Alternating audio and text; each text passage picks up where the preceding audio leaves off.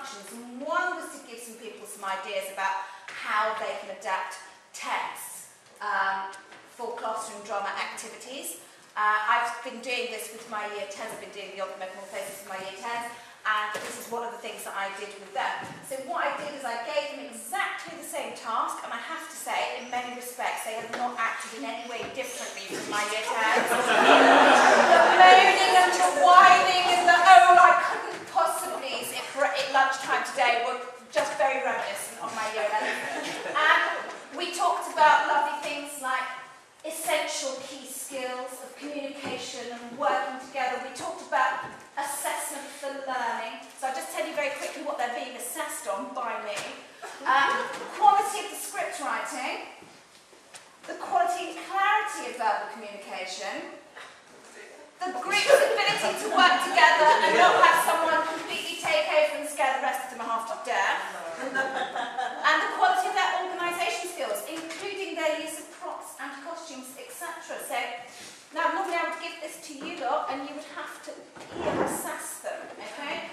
So, as I say, the purpose of this option group was assessment for learning, to give you some ideas about adapting text, to get them working together, but most importantly, to have something ready for tonight as well. So, there's two productions of Semele.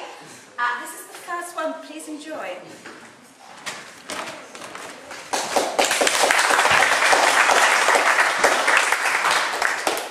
On tonight's Jeremy Kyle show, the title is Help, My Fella Killed Me. Good evening, everyone. On the show today, we have Princess Semele. This young, beautiful girl... Sorry, sir? Cinderella. Semele. This young, beautiful girl contacted the show from the underworld after a horrendous ordeal, culminating in her being burnt to death. Oh, great. Let's find out her story, so please welcome her and her nurse to the show.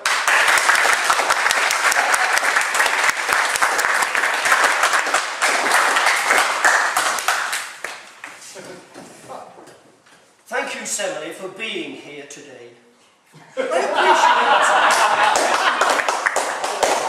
I appreciate it must be incredibly difficult for you to talk about these things, particularly as you are dead.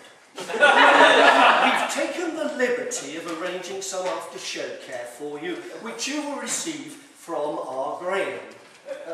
He's not actually here at the moment, as he's gone to collect some water from the River Lethe. Tell us though, Semele, what happened to you?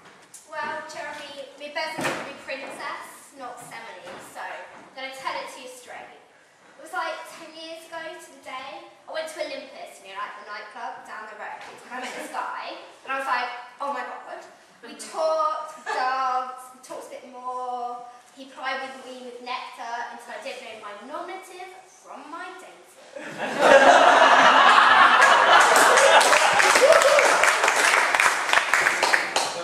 How awful. Anyway, I never just like get with a guy, you know. I ain't no slag. But, well, he took me home. Well, that's all I remember about that night, apart from his name. Jupiter, he called himself. Like Spanish, that helped me remember it. He said he was not like other guys, and he was really a god, like the most powerful god ever. And, oh, wow. Next thing I know, I'm a bit preggers. Man got so large after gorging all that food at the ARLT Summer School. Just before I was ready to pop, Jupiter came round to see me, asked him one tiny wee favour, and kaboom! I burned me to a cinder, torched, toasted and roasted me. Nursey here though, Verily, she saw it all. She's been such a kind nursey, bringing me up, reading me stories about tortoises and jackals, getting me peanut butter during my cravings. That's right, Jeremy. I've been the princess's constant companion since the day she was born. I weaned her, played catch with her like Nausicaa and her maids, counselled her through numerous breakups with her boyfriends, nursed her through her pregnancy, picked up her ashes. But I kept thinking about that man who brought her home. There's just something about him that made me deeply suspicious. I hope it is Jupiter for certain, I said, but everything makes me uneasy. You see, Jeremy, hundreds of young men have claimed to be gods in order to take young virgins to bed.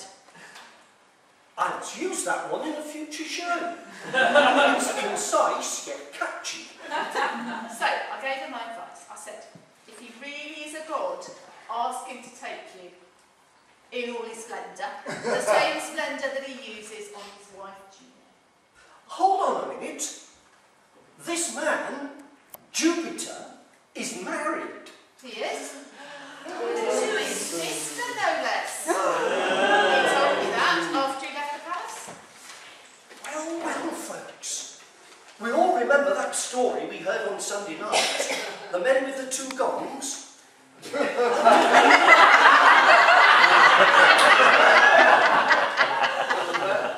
What did we conclude?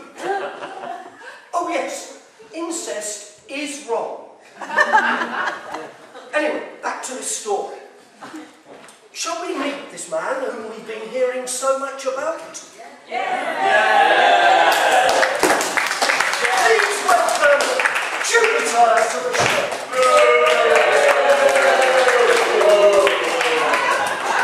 Jeremy, old chap. How are you doing? What's this? Give me a kiss. All right then, maybe not then. Ah, my lovely princess. You're looking delightful. As beautiful as the night I took you home.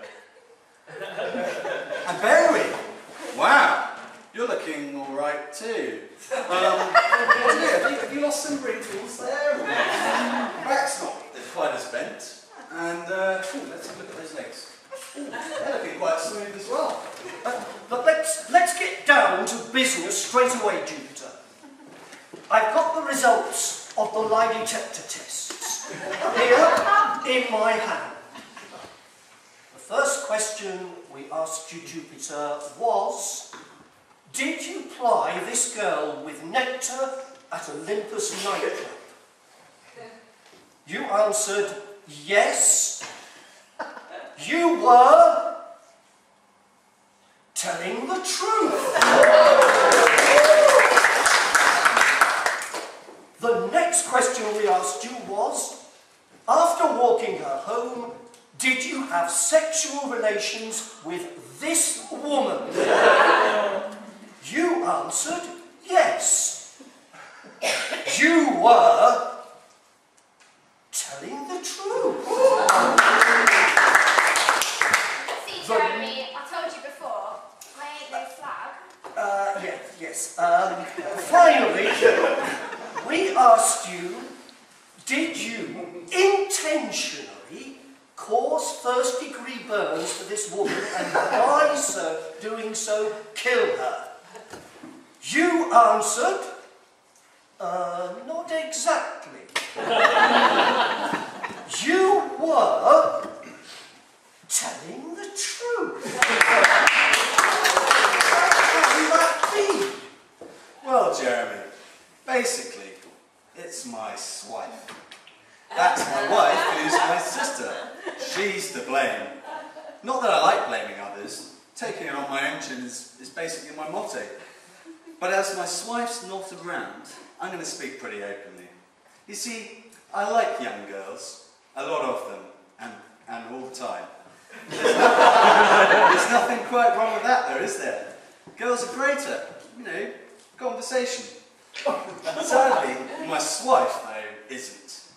So I like to converse with girls and treat them to a glass or 10 of nectar. But my wife doesn't even approve of that. I don't believe it. So, she took a delight to this lovely princess here and made her doubt me. She made Princess believe I was just some player, up for a good time all the time. But what she should have thought is I'm the god of all. all-powerful, all-seeing Jupiter, he who gathers the storm clouds and kisses his daughter Venus on the lips. She asked the princess to test me in a way she would bring the princess home. So princess, not knowing what she was asking, asked me to reveal myself in all my glory. The mists closed around me. I gathered my threatening clouds. I had excessive wind.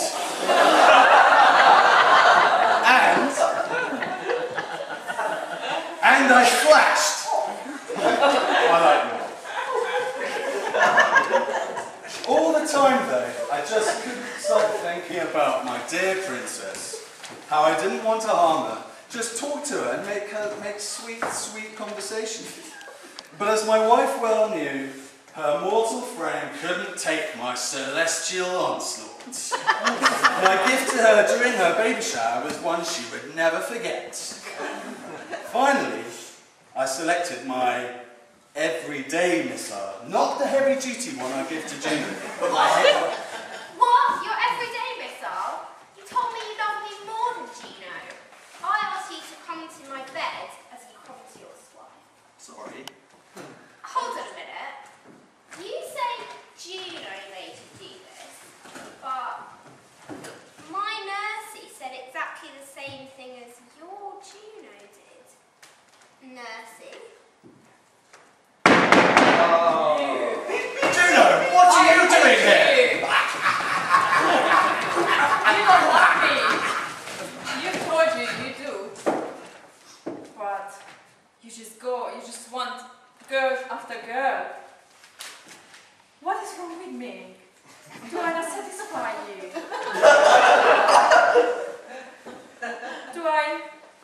Don't you like the way I can bend your heavy-duty missile?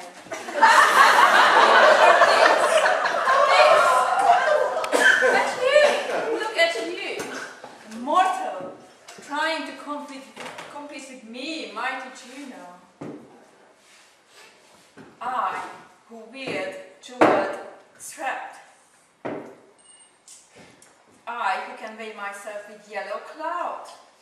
So yes, I targeted you. I took the form of this bent-backed, wrinkled, tottering-legged heroine to make you doubt my husband Jupiter. And I wanted to destroy you and that baby. And I succeeded. Ah!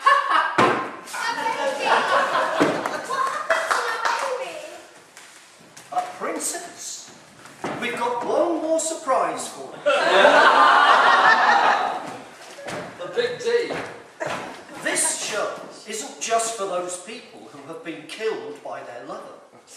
This is also a people who have been killed by their lover reunited with their kids show. We trawl mountains and rivers and murky caves to find your boy and reunite you with him. And he's here tonight. Let's have a warm welcome for Princess's son, Dionysus.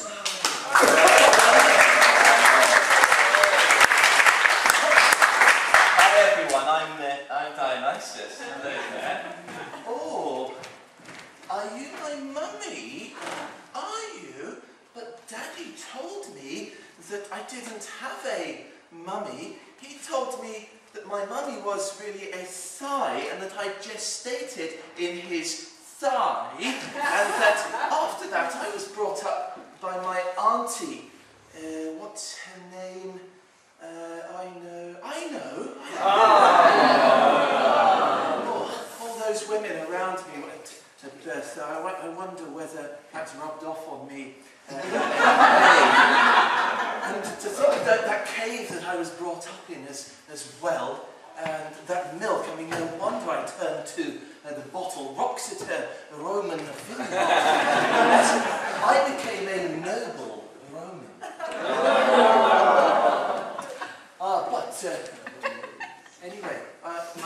remembered that I must go down to the Roman vineyard because, although I'd like to stay here with you, I remembered I must monkey up a tree with Debbie to go and get some pears. And then after that, I'm booked into the theatre to see Posh. So, I must go, but it's been great meeting you, Mummy. Goodbye.